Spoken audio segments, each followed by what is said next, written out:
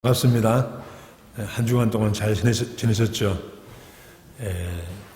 오늘 또 동영상 예배에 참석하신 여러분들의 각 가정 위에 예수 그리스도의 은혜와 평강이 넘치시기를 주님의 이름으로 축복합니다.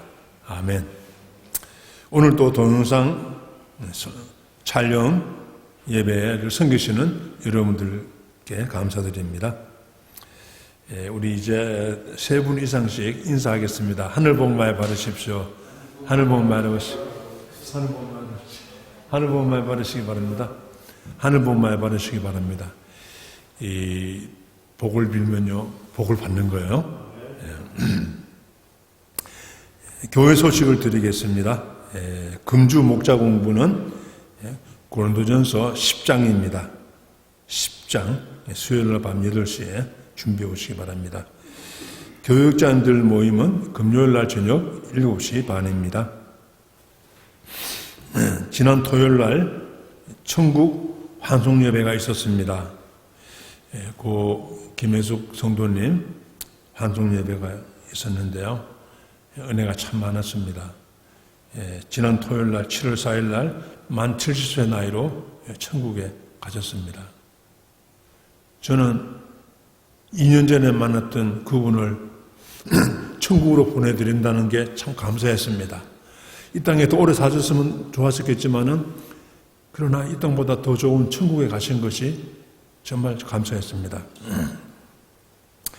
이 장례식을 위해서 기도해 주시고 사랑으로 여러모로 도와주신 여러분들께 감사드립니다. 안두 집사님 교육이 세 번째에 또 있습니다. 7월 25일 날 유진아 선무사님이 강의하십니다. 우리가 첫 번째에서는 왕용민 선무사님, 두 번째는 황용규 선무사님, 이제 세 번째 유진아 선무사님이 하시고 그 다음번에는 이제 또 다른 분이 하게 되겠습니다. 권혁태 집사님과 이명실 권사님이 갈라파트에서 몇 달 사셨는데 이제 부에노스아이레스로 돌아오셨습니다. 감사하고 반갑습니다. 이제 우리 하나님께 찬양 드리겠습니다. 308장입니다.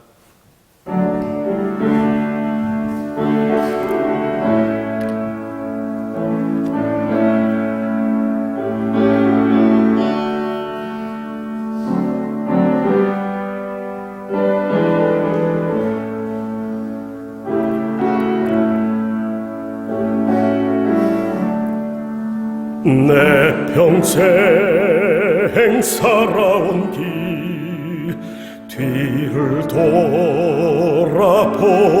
돌아보니 걸음마다 자국마다 모두 죄뿐입니다. 우리 죄를 사하신 주의 은혜 크시니 골고다의 언덕길 주님 바라봅니다. 나같이 못난 인간 주님께서 살리려 하늘 나라 영광보다 모두 버리시었네. 낮고 낮은 세상에 사람 형상 입으신 하나님의 큰 사랑 어디에다 견주리. 예수님 나의 주님 사랑의 주 하나님 이제 나는 예수님만 높이면서 살겠네.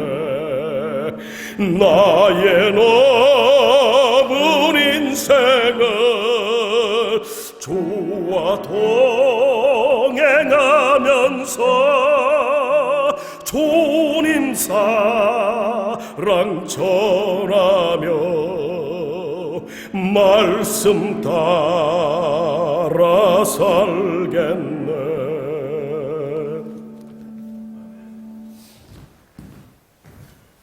기도하겠습니다.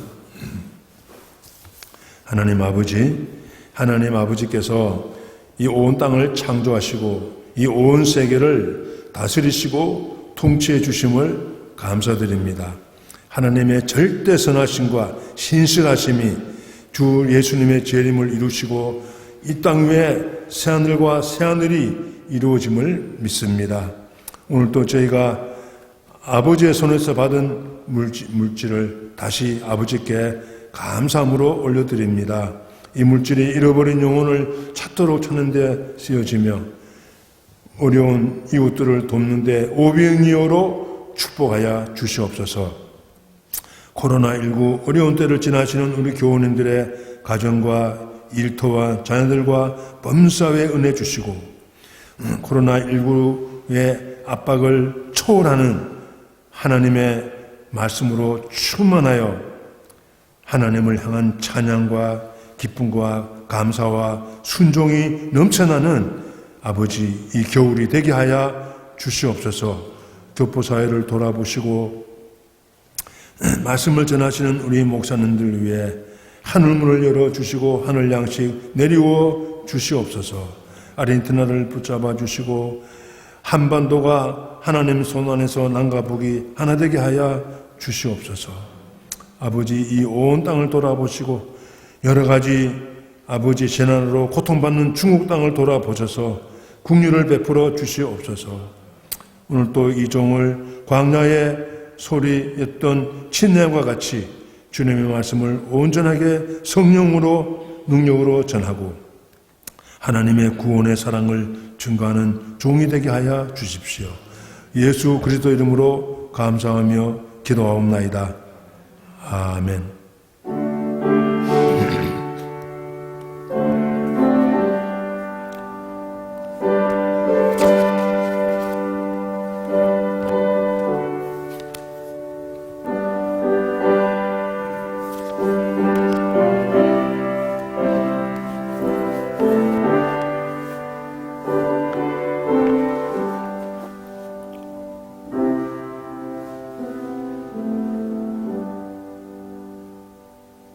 아멘.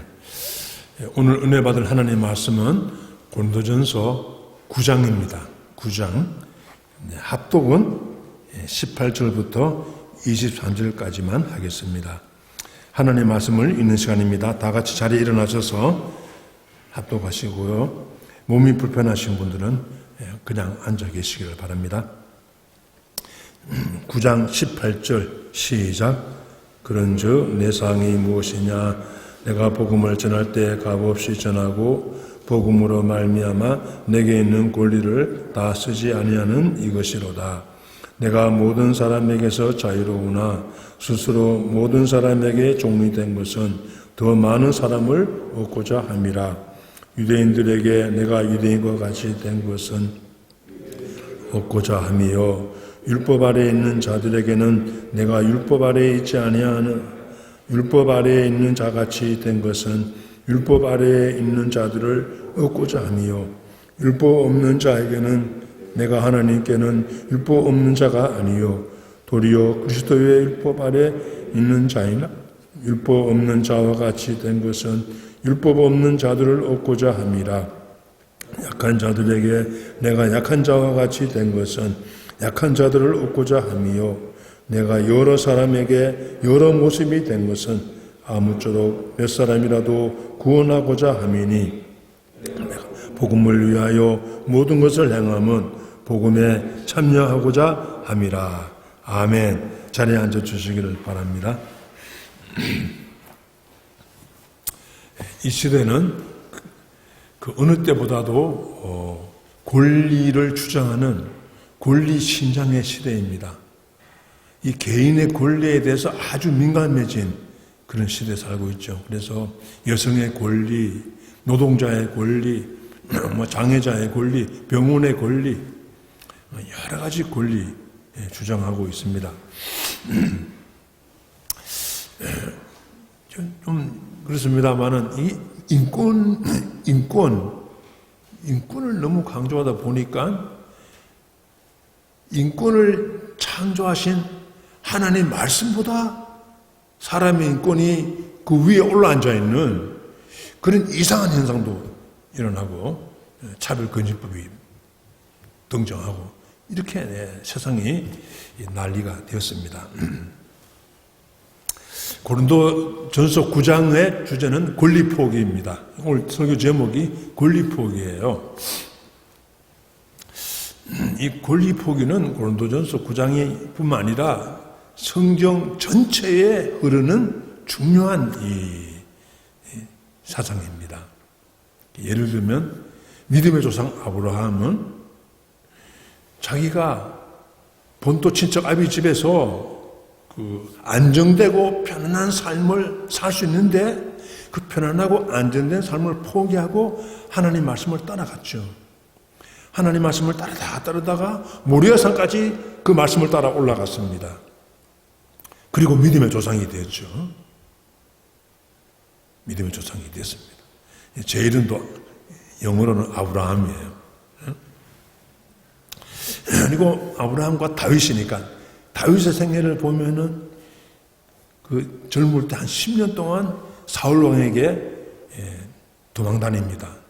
사울 왕이 3,000명 수색대를 데리고 끊임없이 다윗을 죽이고자 하죠. 그런 중에 결정적으로 2번 다윗이 사울 왕을 죽일 수 있는 기회가 왔어요. 하나님이 테스트죠. 하나님이 다윗이 사울 왕을 죽이고 도망자의 생활을 끝낼 수 있는 기회를 2번 줍니다. 그때 다윗이 사울 왕을 죽일 수 있는 권리를 포기해요. 하나님이 기름 부으신 자를 내가 손댈 수 없다. 그렇게 복수할 수 있는 기회를 포기하자 하나님이 다윗을 이스라엘의 왕으로 높이십니다. 아브라함과 다윗과 예수님의 족보죠. 예수님 생애는 권리 포기의 삶입니다. 특별히 십자가를 지신 것은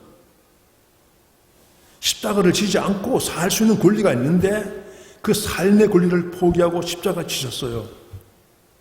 그랬더니 하나님께서 예수님을 다시 부활시키시고 모든 이름 위에 뛰어난 이름을 주셨죠. 오늘 또 저와 여러분은 이 예수님을 찬양하고 예배하는 것입니다.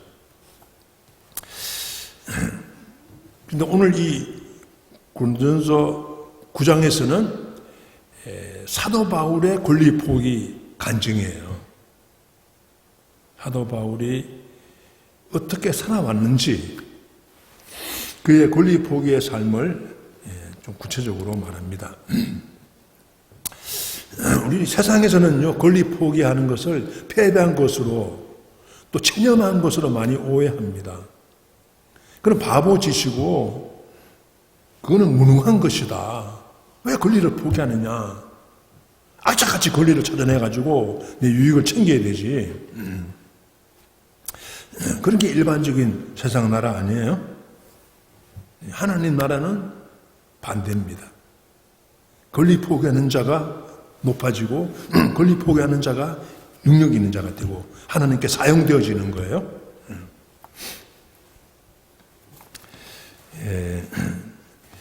특별히 그 권리 포기라는 단어가 내 신발을 벗어라 그런 말로 성경은 많이 표현돼요. 모세에게 불붙은 떨기나무 앞에서 하나님이 모세에게 너 신발 벗어라 권리 포기하라는 거예요. 그랬더니 하나님께서 신발 벗었더니 하나님께서 떨기나무 같은 모세에게 불을 붙이셔가지고 출애굽의 그 위대한 역사를 창조했습니다. 그의 부관이었던 여호수아가 가나안 정복할 때 첫 번째 성, 난공불락의 성긴 여리고성 앞에서 그가 밤잠을 못 자고 뒤척이면서 있을 때 하나님께서 너 신발 벗어라. 지휘권 내려놔라. 하나님이 지휘권 갖고 가나안 전투하신다. 이 싸움은 너의 싸움이 아니고 하나님의 싸움이다. 그랬더니 여호수아가 신발 벗었죠.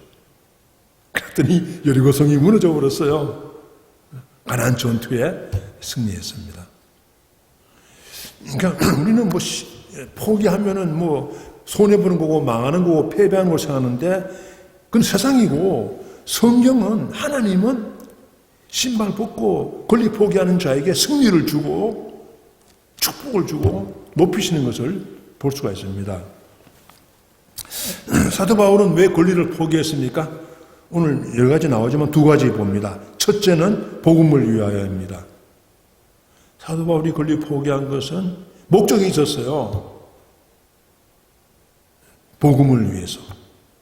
그는 모든 것을 했고 모든 것을 버렸고 무엇이든지 행할 수가 있었습니다. 그럼 복음이란 무엇입니까?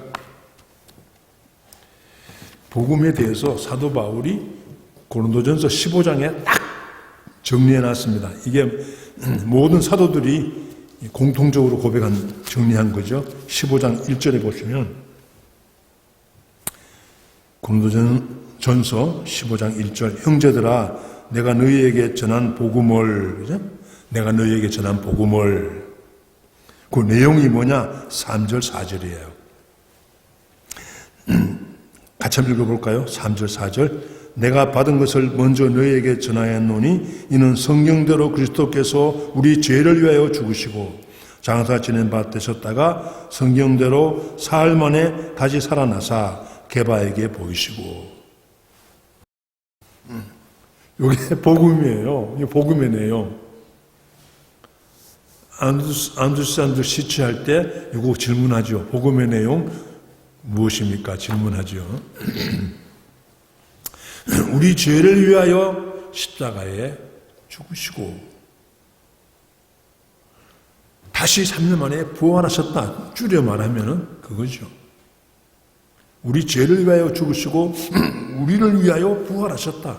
우리 죄를 위하여 죽으셨다는, 우리 죄를 용서하셨다는 증거가 부활이잖아요. 그런데 이 복음은 권리포기입니다. 예수님의 삶이 권리포기잖아요. 복음의 내용이 권리포기예요. 그러니까 십자가형은 자존심을 포기하는 겁니다. 십자가형은요, 사람에게 박수받고 인정받고 높임받는 것을 포기하는 거예요. 거기는 수치와 업신여김과 무시가 따라오잖아요. 십자가는요. 십자가는 안정되고 편안한 삶을 포기하는 거예요. 예수님은 부유한 자였지만은 이 땅에서 가난하게 사셨죠. 여우도 굴이 있고 공중에 나는 새도 깃들 곳이 있는데 인자는 머리 둘 곳이 없다. 예수님은 이 땅에 계실 때 집이 없었어요. 가난한 우리를 부유하게 하시기 위해서 예수님은 부유한 삶을 포기한 겁니다. 스스로. 그리고 우리를 부유하게 만드셨어요. 그냥 가난한 게 아니에요. 우리를 위해서, 우리가 부자되게 하려고 예수님이 가난을 선택하신 거예요. 이게 십자가의 삶이죠. 이게 십자가의 삶. 그러므로 복음을 만난 사람들은 용서받은 탕자가 되는 거예요. 복음을 만난 분들은 이 빚진 자의 심정을 지니게 됩니다. 죄 용서함에 그 십자가 사랑을 그냥 덤태기로 그냥 덮으시우신 그 빛, 사랑의 빛, 이 사랑의 빛이죠. 사랑의 빛을 받고 하나님의 자녀가 되고 또 하나님의 백성이 되었습니다. 그러니까 이 십자가 하나님의 사랑은, 이 복음은 갚을 수 없는 빚입니다. 갚을 수 없는 빚. 그래서 성경에서는 이걸 1만 달란트 빚이라 그래. 마태복음 18장에서 1만 달란트. 요즘 말하면 100만 불이에요. 공무원이 평생 자기 받은 월급을 저축해도 100만 불 안 돼요. 할 수 없어요. 그러니까 평생 공무원에서 해도 못 갚을 빚이란 말이에요. 그러니까 사람이 갚을 수 없는 빚이 1만 달란트 빚입니다. 이렇게 빚진 자지요. 근데 나한테 100불 빚진 자 붙들고 목을 잡고 내놔라 하고 댕댕거리면은 그럼 되겠습니까? 100만 불을 탕감받았는데 100불짜리 붙들고 갚으라고 막 목을 조으면은 어떻게 돼요? 권리 포기는 빚을 탕감해 주는 겁니다. 큰 용서를 받았으니 조그만 용서 내가 기꺼이 하는 거예요. 억지로 뜯기는 기분으로 하는 게 아니고 억울한 기분으로 권리 포기하는 게 아니라 자원하는 마음으로 나는 너무 큰 것을 받았다. 그러니 이거 그냥 가져라. 이러는 거죠. 그러니까 사도 바울의 권리 포기는 억울한 게 아니고 자원하는 마음이에요. 그 동기가 너무너무 하나님의 은혜가 감사해서, 아까 찬송도 불렀잖아요. 나 같은 못난 인간 주께서 살리시려 골고다로 올라갔잖아요. 이렇게 사도 바울은 기쁨으로 권리 포기했습니다. 이거 잘못 걸렸구나. 이거 예수 잘못 믿었네. 억울하네. 그런 얼굴이 아니죠. 항상 기쁨으로 한 건 아니에요. 때로는 의무로 할 때도 있습니다. 이게 은혜가 떨어지면요, 의무적으로 하게 되거든요.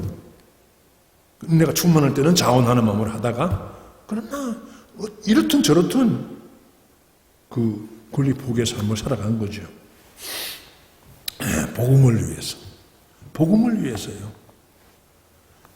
뭐 자기 위신이나 자기 뭐 유익을 위해서 한 게 아니라 복음을 위해서 권리 포기한 겁니다. 그래서 우리 고린도전서 9장 1절에 보시면 사도 바울이 고린도 교회 앞에 하지 않아도 될 말을 하는 거예요. 몇 가지 합니다.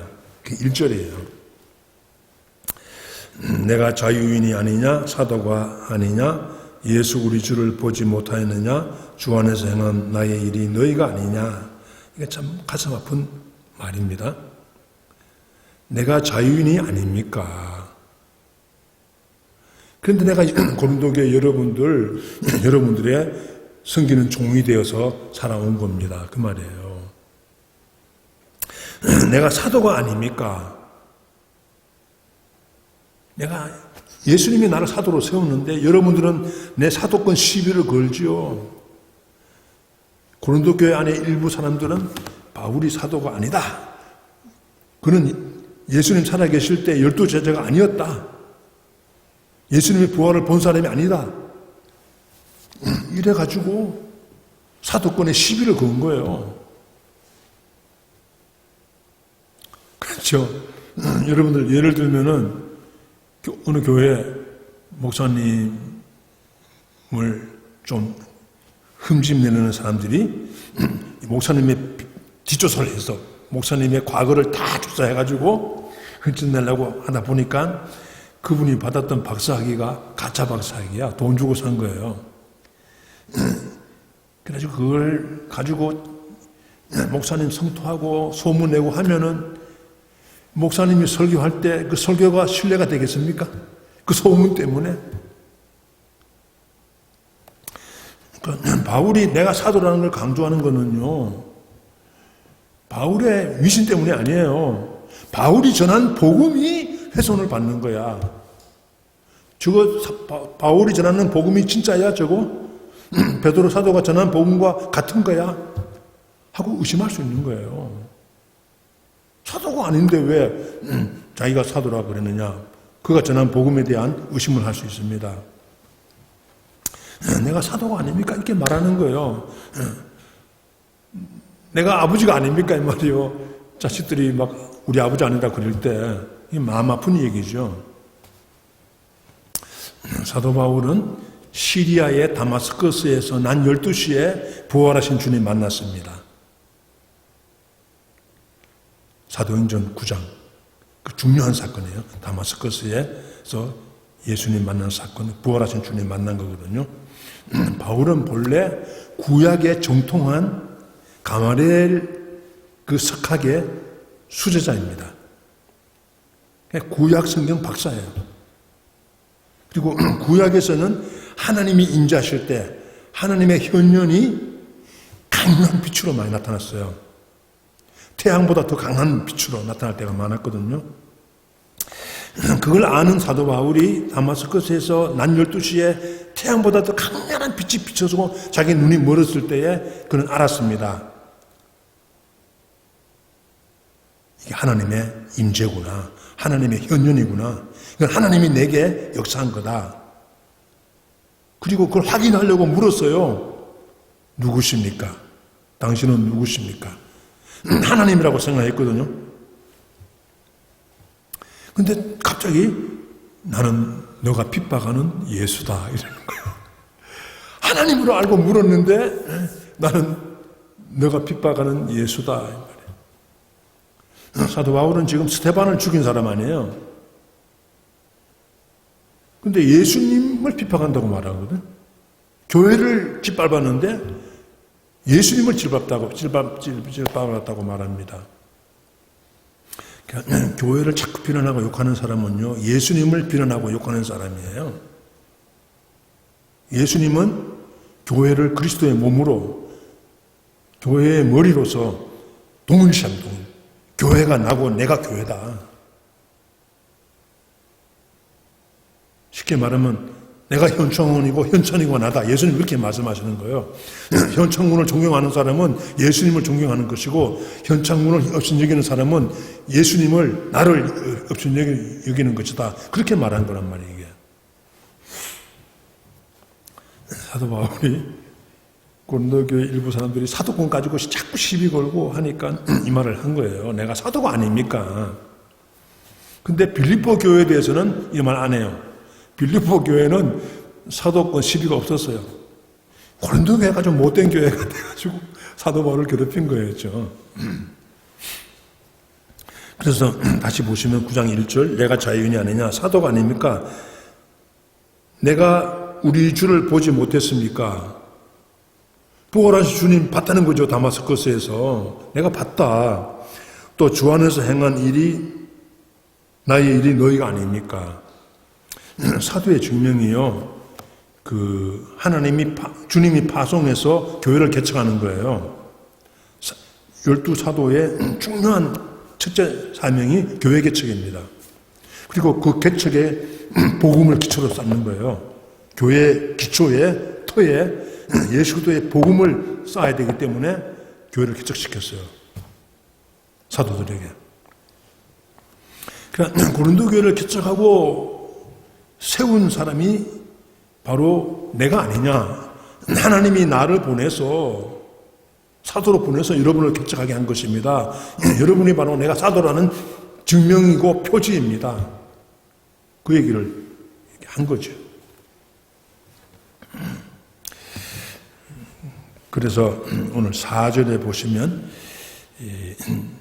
고린도 교회를 개척할 때 자비량으로 돈 안 받고, 월급 안 받고, 생활비 안 받고, 스스로 천막 일하면서, 그때 천막 짓는 거는 가죽을 다루는 기술입니다. 사도 바울은 어릴 때부터 가죽을 다루는 기술을 배웠어요. 그걸로 군인들의 혁대, 방패도 만들고, 천막도 만들고 했죠.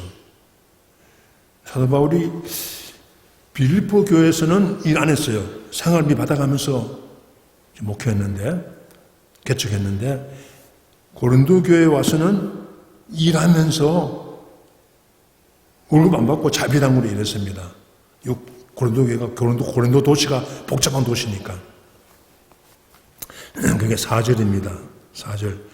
우리가 먹고 마실 권리가 없겠느냐. 이건 생활비 받을 권리가 없겠느냐 이 말이에요. 우리가. 그럼 우리가 누굽니까? 6절에 보시면 어찌 나와 바나바만 일하지 않을 권리가 없겠느냐 그랬잖아요. 다른 베드로 사도, 다른 사도들은 다 아내도 데려다니고 생활비 받고 월급 받고 이렇게 선교여행 하는데 왜 나하고 바나바만 일하면서 여러분 고린도 교회 개척하지 않느냐? 복음을 위하여. 바울이 전한 복음의 훼손이 될까 봐. 왜냐하면 특별히 고린도 도시는 부자 도시였기 때문에 그때 헬라의 철학자들이 고린도에 가서 강연하면요 사례비를 많이 받았어요. 돈이 많은 도시니까 또 고린도 도시가 이 철학 강연을 좋아했습니다. 철학 학교가 많았어요. 그래서 고린도에 가면 그래서 그리스의 철학자들이 고린도로 많이 왔습니다. 강의하고 가르치면은 사례비를 많이 주니까. 이게 데살로니가 교회가 또 데살로니가 도시가 부자 도시였기 때문에 거기도 사도 바울이 돈 안 받았습니다. 생활비 안 받았어요. 두 곳만 문제가 되기 때문에 바울이 하나님이 말씀하셨어. 너 이 도시에서 자비량으로 천막 지으면서 고생이 많겠지만은 이 복음을 기초를 놔라. 이 도시가 너를 그냥 철학이나 강연하고 돈 받는 그런 싸구려 인생으로 취급받지 말아라. 그래. 고린도 교회에서만 그런 거예요. 빌립보에서는 안 그랬어요. 빌립보 교회는 바울이 평생 선교비 지원받았습니다. 로마 감옥에서도 빌립보 교회가 준 선교비 지원을 받은 거예요. 그런데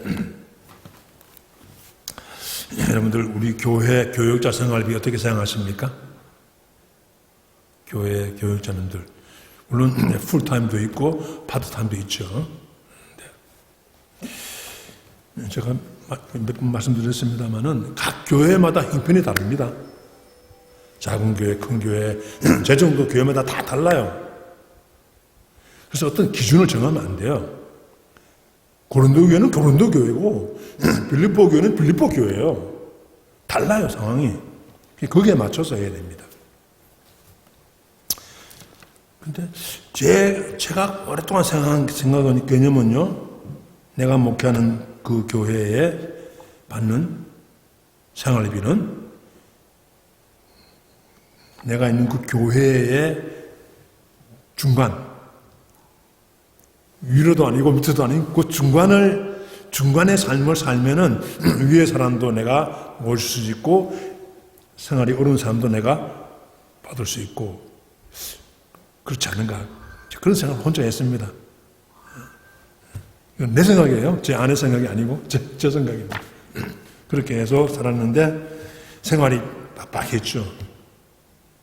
그렇게 살다 보니까 여유가 거의 없었어요. 그랬는데 교회는 부흥시켜 주더라고 하나님이. 교회를 축복해 줬어요. 내가 그 조그마한 것 때문에 하나님이 그 목회하는 교회마다 하나님이 놀랍게 축복했습니다. 조그마한 권리를 포기한 거죠. 포기한 것도 아니죠. 다 먹고 살았으니까요. 그러나 그 조그마한 몸짓이 주님께서 기뻐하셨구나. 돌아보니까, 과거를 가만 돌아보니까 그랬습니다.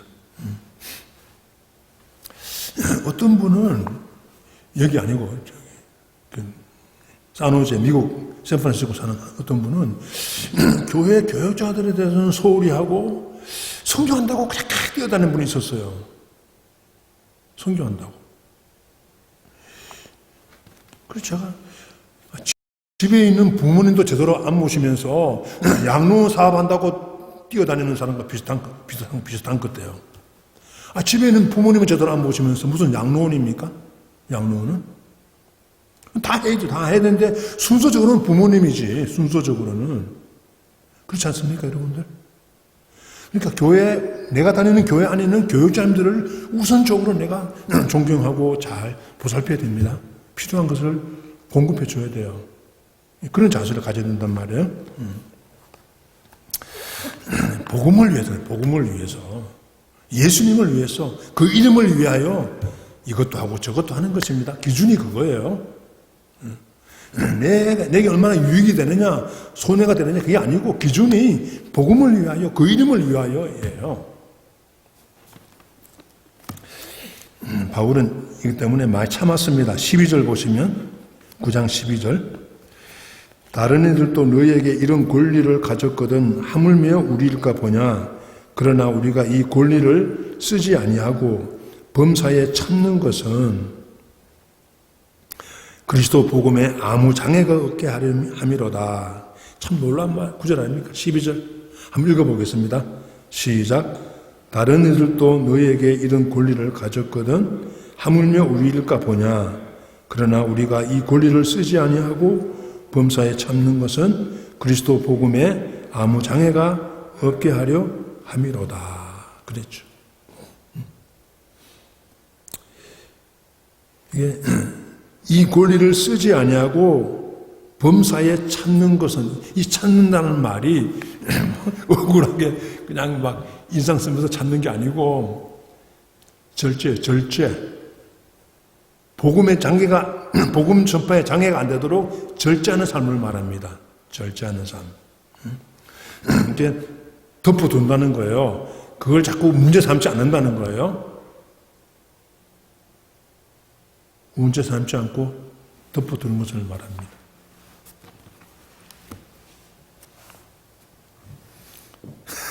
이 무슨 말 이해됩니까, 여러분들? 이해가 돼야 되는데. 가정에서나 교회에서나 사회생활에서. 이거 결론이 23절이에요. 23절 같이 한번 읽어보겠습니다. 복음을 위하여 자기 권리를 포기한 바울의 삶의 결론 23절입니다. 시작. 내가 복음을 위하여 모든 것을 행함은 복음에 참여하고자 함이라. 내가 복음을 위해서는 무엇이든지 한다는 거예요. 못할 일이 없다는 거예요. 높아지든 낮아지든 부자가 되든 가난하든 인정을 받든 무시당하든 뭐든지 한다는 거예요. 복음을 위해서는. 복음에 참여한다는 말이 뭡니까? 그리스도의 죽음에 참여하는 삶을 말해요. 그리스도의 죽음에 참여하는 삶, 또 그리스도의 부활의 능력에 참여하는 삶을 말하지요. 이게 바울의 일생의 그 삶의 그 표대입니다. 표대, 기준이에요. 인생 요절이죠. 이게 갈라디아서 2장 20절에서는 이렇게 말했죠. 내가 그리스도와 함께 십자가에 못 박혔다. 내가 이제 사는 것은 내가 아니고 내 안에 그리스도께서 사는 것이다. 내가 이제 육체 가운데 사는 것은 나를 사랑하사 나를 위하여 자기 몸을 버리신, 권리 포기하신 예수 그리스도를 믿는 믿음으로 사는 것이다. 믿음으로 순종하는 것이다. 이게 권리 포기예요. 이게 사도 바울의 삶을 움직이는 원동력입니다. 이렇게 포기했더니 하나님이 엄청난 능력과 표적과 기사를 일으키시고 수많은 교회를 개척하시고 성경의 신약의 3분의 1을 쓰게 했습니다. 13권. 권리 포기 때문에요. 사도 바울이 자기 챙길 거 다 챙겼으면 성경이 나오겠습니까? 이 성경 자체가 권리 포기인데요. 하나님의 권리 포기, 예수 그리스도의 권리 포기인데 예수님을 닮았기 때문에, 예수님을 닮아가는 삶이었기 때문에 바울에게 그런 축복을 베푸신 거죠. 많이 베풀었죠. 복음을 위하여 결혼하기도 하고 복음을 위하여 독신으로 살기도 하는 거예요. 수녀님들, 신부님들, 복음을 위하여. 복음을 위해서 결혼하는 겁니다. 그 복음을 위하여서 생활비 받기도 하고 때로는 안 받을 수도 있고, 복음을 위하여 사업하고, 복음을 위해서 돈 벌고, 복음을 위해서 공부 열심히 하고, 복음을 위해서 운동하고, 복음을 위해서 몸 관리도 잘하고, 복음을 위해서 때로는 오해도 받고, 복음 때문에 때로는 손해도 보고, 복음 때문에 때로는 핍박도 받고 순교도 합니다. 지금도 북인도에서는 극단 힌두교도를 위해서 엄청난 교회와 주의 종들이 순교하고 있습니다. 지금이 가장 순교자가 많대요. 지금이. 아프리카에서도 수없이 목사님과 교회가 지금 순교당하고 있습니다. 복음을 위해서 그런 거죠. 그러니까 교회를 위해서 요즘 너무 개인적으로 나만 예수 믿고 나만 천국 간다니 이 개인 이상한 복음이 돌아다닙니다.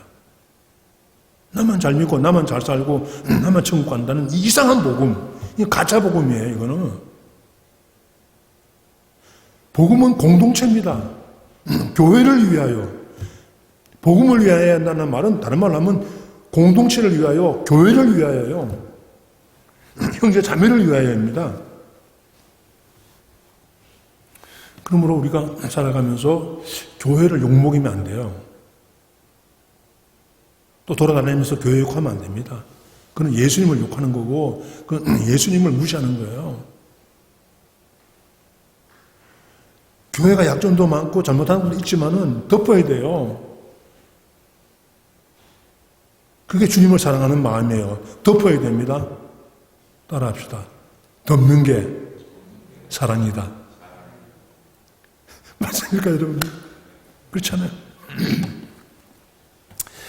그래서 복음을 위하여 권리 포기하는 저와 여러분이 되시기를 주님의 이름으로 축복합니다. 아멘. 사도 바울이 왜 권리 포기했느냐? 복음을 위해서. 두 번째는요, 사도 바울이 권리 포기한 목적은 사람을 얻기 위해서입니다. 사람을 얻기 위해서. 제가 지난 그 수요일 날 목자님들 공부 시간에 한 분이 이걸 말했어요. 고린도전서 9장 전반부는 16절까지는 계속 포기한다. 내 고난을 쓰지 않는다. 계속 뭐 포기한다는 말이 있다가 10절부터 마지막까지는 계속 얻어. 이것도 얻고 저것도 얻고 얻는다. 그 말을 하셨는데 그게 딱 제 머리에 들어오더라고. 맞다. 본문을 많이 관찰하셨구나. 본문을 좀 많이 묵상하신 거예요. 포기와 얻는 게 같이 있는 겁니다. 그냥 패배하고 그냥 양보하는 게 아니에요. 그냥 체험하는 게 아닙니다. 목적이 있는 거예요. 포기의 목적이 뭡니까? 얻고자 하는 거예요. 뭘 얻어요? 사람을 얻는 거예요. 썩을 것을 포기하고 썩지 않는 것을 얻기 위해서 달리는 거예요. 일하는 거예요. 잠시의 영광을 포기하고 영원한 생명을 얻는 거예요. 이 땅의 것은 다 썩습니다. 죽을 때 다 빈손으로 가요. 100년 지나면요, 내가 모았던 거 다 썩어요. 집도 다 썩어요. 폐허가 되어가지고. 그런데 썩지 않은 게 뭡니까? 그게 사람의 영혼입니다. 육체는 흙이 되고 썩지만은 영혼은 썩지 않아요. 영혼이 존재하는 겁니다. 천국에서 영혼이 존재할 수도 있고 지옥에서 영혼이 존재할 수도 있는 거죠. 영혼을 위하여, 영혼 구원을 위하여, 영혼 구원하여 제자 삼기 위해서 권리 포기했다는 거죠. 우리 19절 한번 읽어볼까요? 19절요. 19절 시작. 내가 모든 사람에게서 자유로우나 스스로 모든 사람에게 종이 된 것은 더 많은 사람을 얻고자 함이라. 그리고 20절, 21절에서는 유대인들에게는 유대인 모습을 하고 이방인에게는 이방인 모습을 하고 율법 있는 사람은 율법 있는 자의 모습, 율법 없는 자에게는 율법 없는 자의 모습으로 이게 무슨 팔색조입니까? 이렇게 변덕스럽게 모습을 바꾸게요. 왜 이렇게 모습을 바꾸어요? 사람을 얻기 위해서. 못 배운 사람은 못 배운 사람처럼, 난 다 알지만은 모르는 사람처럼, 낮은 사람에게는 난 높은 사람이지만 낮은 사람처럼, 다 가졌지만 없는 사람처럼, 이렇게 여러 가지 모양으로 한다는 거예요. 있는 사람이 있는 사람처럼, 높은 사람은 높은 사람처럼 같이 대한다는 거예요. 하나님의 자녀, 하나님의 종이니까 높잖아요. 볼리비아 사람에게는 볼리비아 사람처럼 대하고, 파나가의 사람에게는 파나가의 사람처럼 대하고, 그런 거죠. 중국을 선교했던 허더슨 테일러 선교사님, 중국 선교의 아버지죠. 그런데 중국 선교할 때 허더슨 테일러 외에도 많은 선교사님들이 이렇게 중국에 가서 선교했습니다. 근데 그분들은 영국 옷을 안 벗었어요. 영국에 있던 옷 그대로 입고 중국에서 선교했습니다. 머리도 영국 머리하고 선교했어요. 근데 허드슨 테일러 선교사님은 가서 영국 옷을 벗고, 영국의 신사복을 벗고 중국의 옷을 입었어요. 머리도 중국 사람처럼 머리를 따았습니다. 또 머리에 모자 썼어요. 음식도 중국 음식 먹고, 이래가지고 동료 선교사님들에게 욕도 먹고, 너만 잘났느냐, 바보야 하면서, 자존심도 없느냐, 이러면서, 이 영국 선교사님들, 미국 선교사님들이 중국 사람들을 깔봤거든요. 무시했거든요. 그렇게 되면서. 허드슨 테일러 선교사님이 권리를 포기했어요. 다 벗었어요. 그래서 허드슨 테일러 선교사님을 통해서 중국 내지에 엄청난 선교가 이루어졌습니다. 나중에 그 길을 따라온 800명의 선교사님들이 허드슨 테일러 중심으로 선교단체를 만들어서 중국 내지 선교를 많이 했어요. 그렇게 씨를 많이 뿌렸습니다.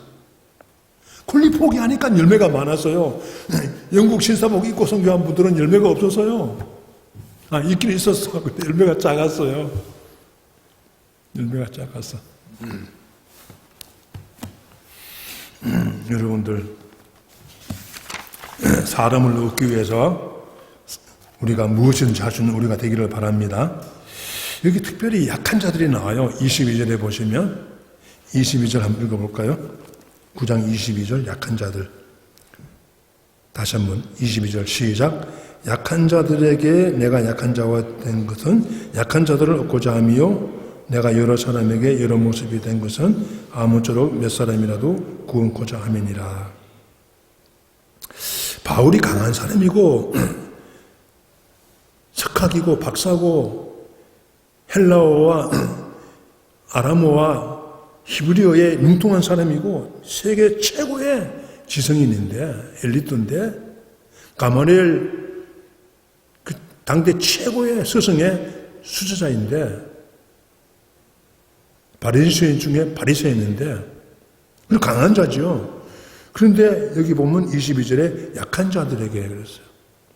고린도교의 문제가 약한 자들을 짓밟은 거예요. 무시한 거예요. 그래서 교회에 문제가 이렇게 많이 생긴 겁니다. 바울이 간증한, 내가 강한 자지만은 약한 자에게 약한 자가 되었다. 여러분에게 내가 약한 자가 됐다는 거예요. 스스로 일하면서 생활비 안 받고 일했다는 거예요. 저기 목회했다는 거예요. 왜냐하면 헬라인들은요, 노동하는 사람을 아주 업신여겼습니다. 노동자들을 무시했어요. 헬라 문명이. 그러니까 바울이 얼마나 업신여겨 당했습니까? 내가 약한 자가 된 이유가 뭐냐? 약한 자들 너희들 얻고자 합니다. 사람 더 얻고자 이렇게 했다. 이렇게 말하는 거죠.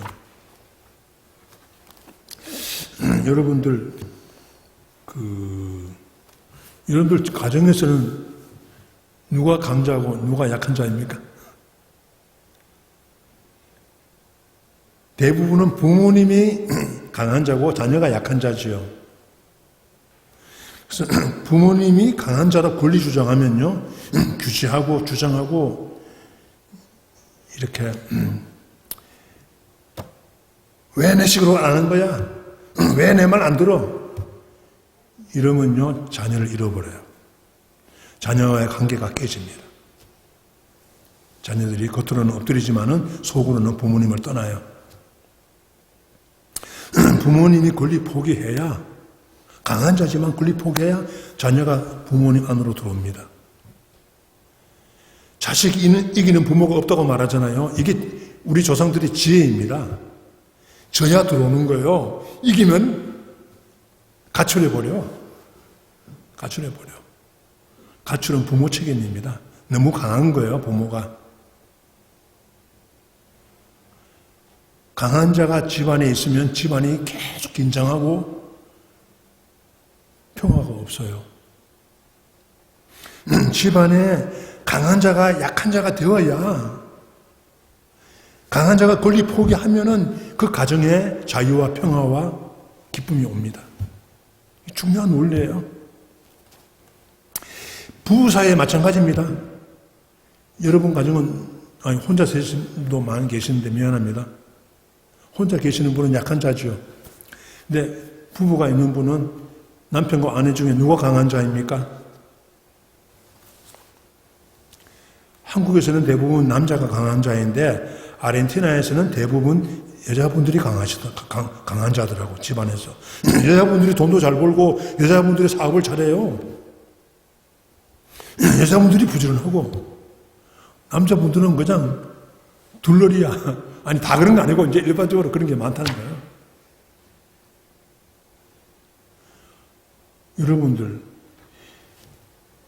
돈을 버는 자가, 힘 있는 자가, 강한 자가, 그런 남편이나 아내가 권리 주장하면요, 그 부부 사이는요, 멀어져요. 가정을 잃어버려요. 남편이나 아내를 잃어버립니다.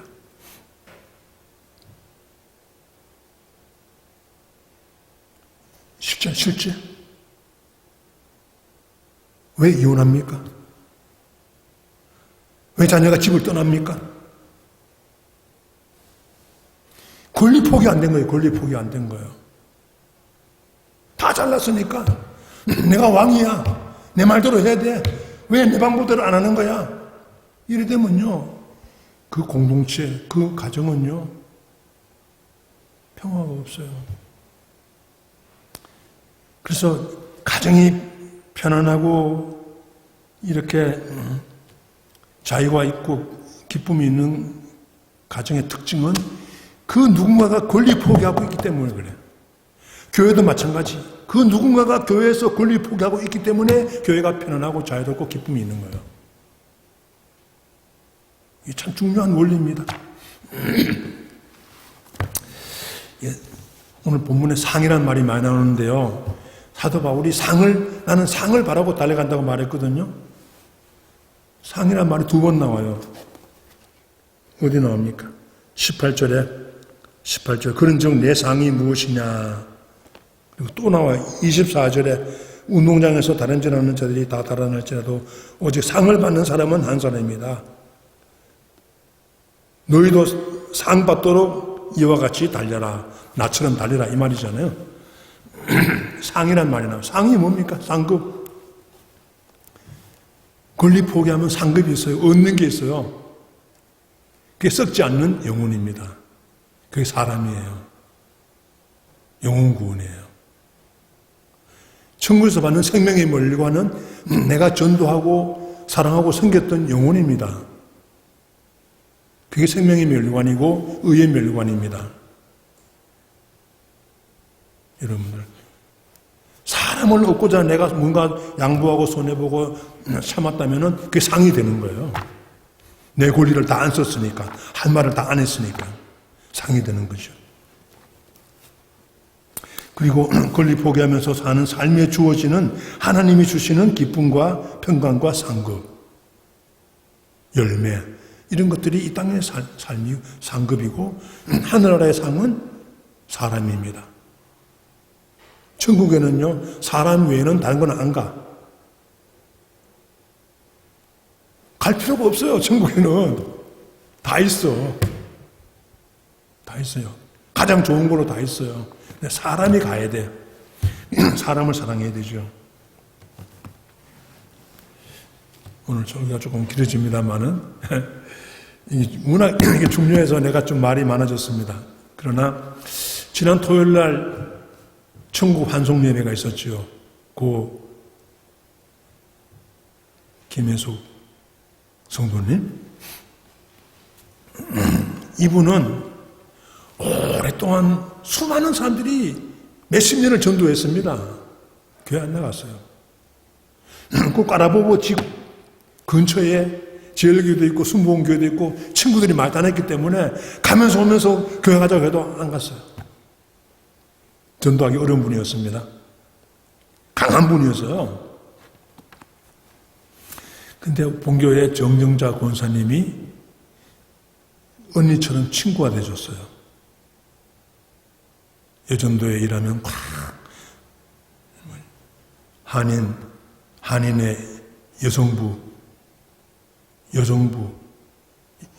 여성부입니까? 하여튼 부인의 회장하면요, 그 다 따라다니면서 뒷바라지 해주고 도와주고 친구도 해주고 밥값치 먹고 시간 같이 보내고 이러면서 한 번만 교회 가보자. 우리 친정에 한 번만 가보자. 교회 바로 옆에 있는데 안 가는데 왜 나보고 또 멀리 가느냐. 한 번만 가보자. 권 목사가 내려왔다는데 한 번만 가보자. 그래가지고 한 번 왔어요. 그래서 오던 날 주님이 딱 잡았어요. 주님이 말씀으로 잡고 용서받은 탕자 2개월 공부했습니다. 그 마음이 영혼이 아주 갈급했기 때문에 그 삶의 허무와 목마름이 있었기 때문에 사마리아 수가성 여인처럼 하나님 말씀을 딱 받더라고. 그 용서받은 탕자 책을 공부했잖아요. 용서받은 책을 읽었잖아요. 그걸 드렸더니 일주일 만에 다 읽었어요. 어떤 분은 3개월 가도 한 번 안 읽는 분이 있습니다. 미안합니다. 이런 말을 해가지고. 이분은 일주일 만에 읽었어요. 읽고는 은혜를 받고 용서받은 탕자가 돼가지고 사마리아 여자가 돼가지고 새벽마다 일어나서 기도하고 찬양하고 또 말씀 읽고 뜨겁게 만났습니다. 뜨겁게. 잘 모르죠, 여러분들은. 그분이 나한테 와서 간증하니까 내가 알았죠. 성경 공부마다 간증하니까 알았죠. 제 아내와 나하고 셋이 같이 공부했어요. 그래서 저는 이분이 교회 오면서도 여기 교회 현관에 있는 생수도 다 그냥 공급하고 식당에 휴지 다 공급하고 누구 어려운 사람이 있으면 다 도와주고 남 모르게 많이 선한 일을 많이 했습니다. 햇빛 땡이 한 거죠. 햇빛 되게 하소서 실천을 했습니다. 내가 장례식을 하면서요, 참 이별의 그 슬픔도 있지만은 내 영이 기뻐했습니다. 주님이 내 마음에 말씀하신 것 같았어. 너 잘했다. 그 마지막 2년 동안 너 잘했다. 김혜숙이 천국 왔다. 천국에 올 수 없는 사람을 천국 오도록 친례원처럼 친례교회가 잘 사랑하고 돕고 기도하고 이게 누구의 개인이 아니라 종합작품, 한 영혼이 구원받는 데는 종합작품이에요. 부모님의 기도, 오랜 사람들의 기도, 또 성경 공부, 뭐 여러 가지 사랑의 수고를 통해서 이 한 영혼이 구원받는 겁니다. 독점이 아니에요. 그러나 많이 섬긴 분도 있고 또 기도만 해준 분도 있죠. 천국 보내줘서 고맙다. 그러면서 드는 말이 내가 너에게 보내준 교인들 한 사람도 지역 보내지 말아라. 이런 마음이 들었어요. 장례식에서. 내가 너에게 보내준 친례교회 교인들 한 사람도 지옥 보내서는 안 된다. 끊임없이 복음을 전하고 전도하고 사랑하고 섬기고 어떤 모양이 되든지 간에 여러 사람의 여러 모양이 돼가지고 목적은 구원, 영혼 구원이다. 이게 교회 존재의 목적이다. 너희는 가서 모든 제자로, 모든 민족으로 제자를 삼으라. 간다는 말은 전도한다는 거예요. 영혼 구원이에요. 제자를 삼으라. 이게 교회 존재의 목적이고, 이게 교회의 기초다. 복음이 바로 이것이다. 그런 결심을 하게 된 장례식이 되었습니다. 마지막 결론 27절 읽고 마치겠습니다.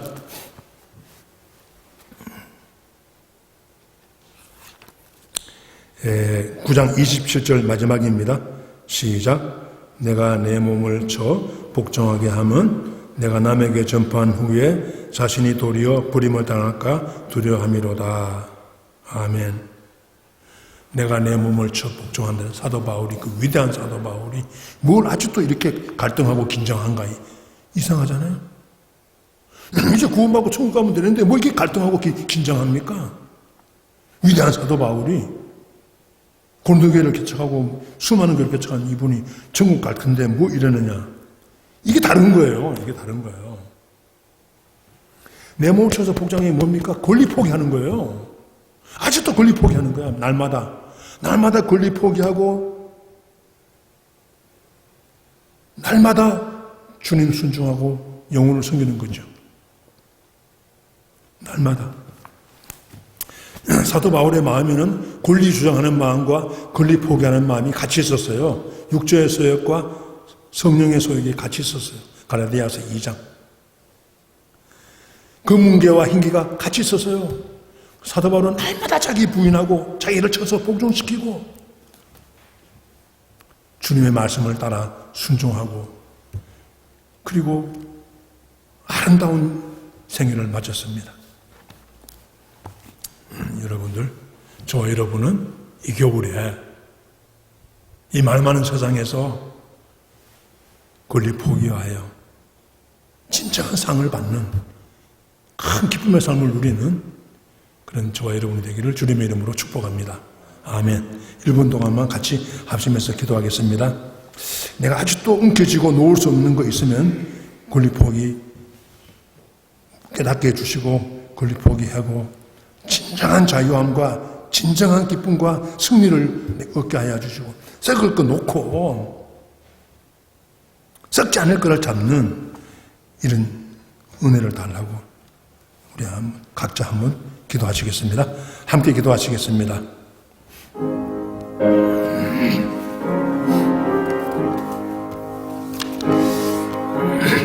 하나님 아버지 맞습니다. 하나님 아버지 맞습니다.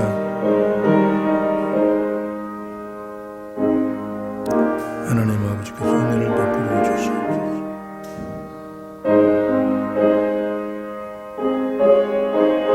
하나님 아버지 감사합니다.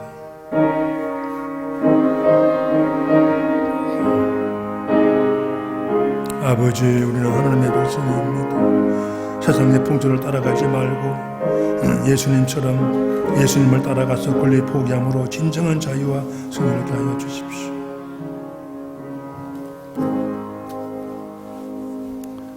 하나님 아버지,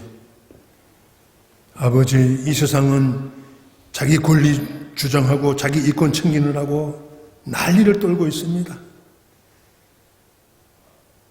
그러나 우리는 그렇지 않습니다. 우리는 이 세상 풍조를 따라가지 않냐고 예수님을 따라갑니다. 권리 포기하여 진정한 자유와 진정한 평화를 누리고 진정한 승리를 이루신 예수님의 뒤를 따라갑니다. 예수님을 닮기를 원합니다. 날마다 세상 풍조를 거부하고 날마다 권리 포기하고 날마다 주님을 따름으로 진정한 행복자, 승리자가 되도록 우리를 축복하시고 우리 가정을, 교회들을 축복하여 주시옵소서. 예수 그리스도 이름으로 감사하며 기도하옵나이다. 아멘. 하나님께 찬양하겠습니다. 455장입니다. 455장.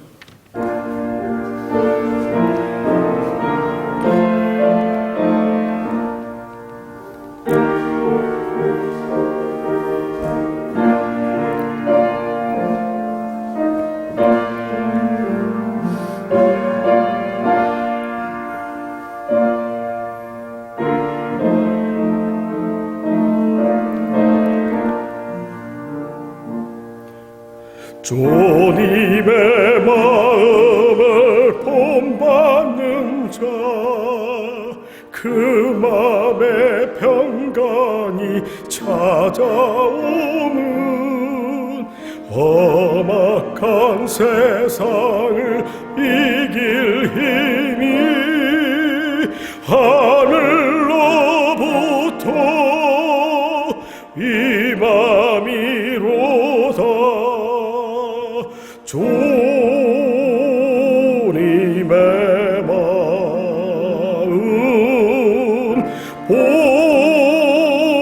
본받아 살면서 그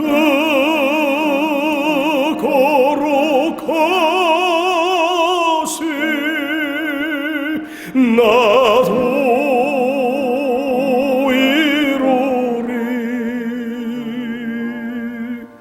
주 모습 내 눈에 안 보이며 감상 내 귀에 안 들려도 내 영혼 날마다 주를 만나 신령한 말씀 늘 배우도다.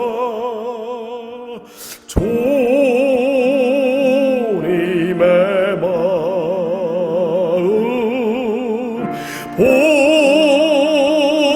본받아 살면서 그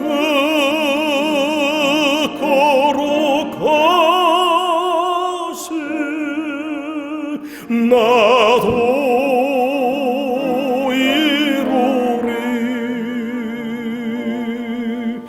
가는 길 거칠고 험하여도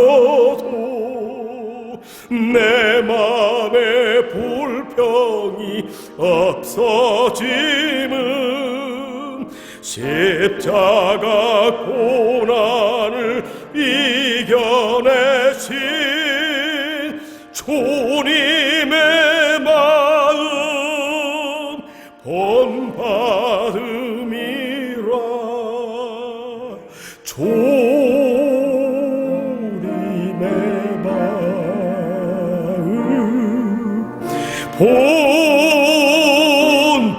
본받아 살면서 그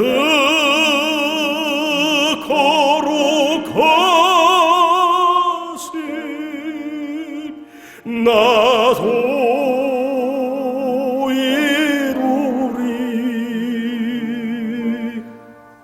주 예수 세상에 다시 오시 그날의 모성도 변화하여 주님의 빛나는 그 형상을 다 함께 보며 주 찬양하리.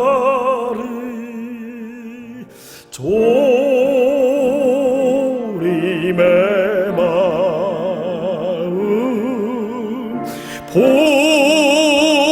본받아 살면서 그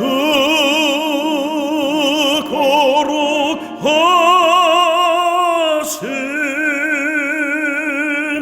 나도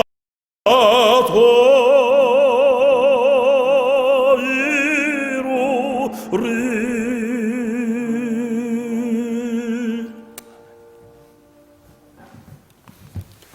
지금도 우리를 살리시려고 모든 권리를 포기하시고 십자가를 감당하시고 우리 주 예수 그리스도의 은혜와 하나님 아버지의 그 무조건적인 사랑하심과 성령님의 교제와 인도하심과 기름 부으심과 충만케 하심이 주님의 발자취를 따라 사도 바울의 발자취를 따라 날마다 권리 포기하고 하나님이 주시는 자유와 하나님이 주시는 평화와 하나님이 주시는 진정한 상급과 승리를 누리며 살아가기로 다시 한번 헌신하시는 모든 교우님들 위해 그리고 이 온 땅 위에 영원히 함께하옵시기를 주님의 이름으로 축원하옵나이다.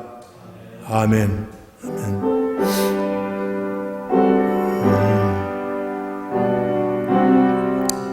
하나님 아버지 감사합니다. 하나님 아버지 감사합니다.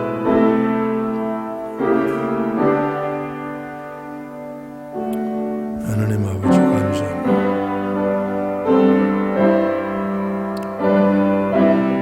하나님께서 은혜를 베풀어 주셔서 감사합니다. 김원호 장로님의 홀리풀리치를 감사합니다. 그를 기억나게 하신 성령님 감사합니다. 홍대웅 목사님 감사합니다. 나는 심부름꾼입니다. 나는 광야의 소리입니다. 그러나 감사하고 써주심을 감사하고 감사합니다. 아멘. 할렐루야. 감사합니다. 또 한 주간 동안 주님 안에서 승리하시고 행복하게 사시기를 바랍니다. 또 뵙겠습니다. 아멘.